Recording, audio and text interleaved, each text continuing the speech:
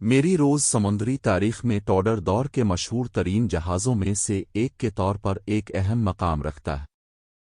انگلستان کے بادشاہ ہنری ہشتم کے لیے 1510 میں تعمیر کی گئی، میری روز نے 1545 میں اپنے المناک انجام کو پہنچنے سے پہلے 3 دہائیوں تک ایک جنگی جہاز کے طور پر خدمات انجام دیں۔ اس کی کہانی میں بحری جنگ، تکنیکی اختراعات اور آثار قدیمہ کی دریافت کے عناصر شامل ہیں، جو اسے ایک دلکش موضوع بناتی ہے۔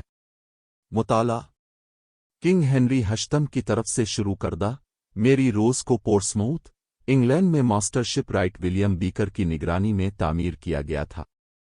وہ ایک مضبوط بحری جہاز تھی جس میں تقریباً 400 آدمیوں کا عملہ تھا، اور وہ توپوں کی زبردست صف سے لیس تھی جس نے اسے بحری جنگ میں ایک زبردست قوت بنا دیا۔ اس جہاز کا نام ہنری کی بہن میری ٹوڈر کے نام پر رکھا گیا تھا، اور ٹوڈر گلاب کا نشان اس کے بادبانوں سے آراستہ تھا، جو انگریزی بادشاہت کی طاقت اور وقار کی علامت تھا۔ اپنی برسوں کی خدمت کے دوران میری روز نے کئی فوجی مصروفیات میں اہم کردار ادا کیا، بشمول 1545 میں سولینٹ کی جنگ۔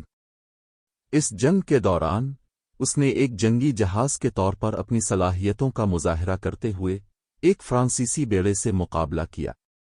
تاہم سانحہ اس وقت پیش آیا جب ان وجوہات کی بنا پر جن پر مورخین کے درمیان اب بھی بحث کی جاتی ہے، میری روز اچانک جھک گئی اور چند منٹوں میں ہی ڈوب گئی، اور اس کے عملے کی اکثریت اپنے ساتھ لے گئے۔ اس کے ڈوبنے کی صحیح وجہ ابھی تک غیر یقینی ہے، نظریاتی ساختی ناکامی سے لے کر انسانی غلطی تک۔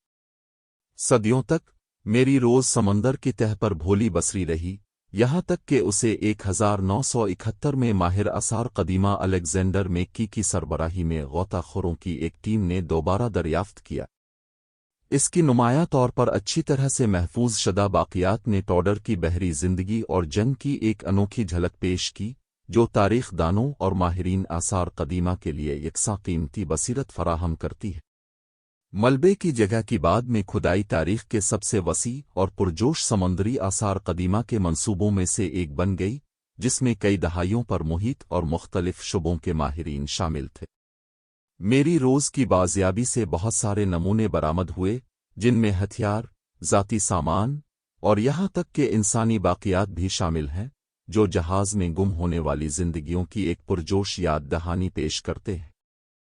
ان نمونوں نے ٹوڈر جنگی جہاز پر سوار زندگی کے بارے میں انمول اشارے فراہم کیے ہیں، جو خوراک اور حفظان صحت سے لے کر عملے کے سماجی ڈھانچے تک ہر چیز پر روشنی ڈالتے ہیں۔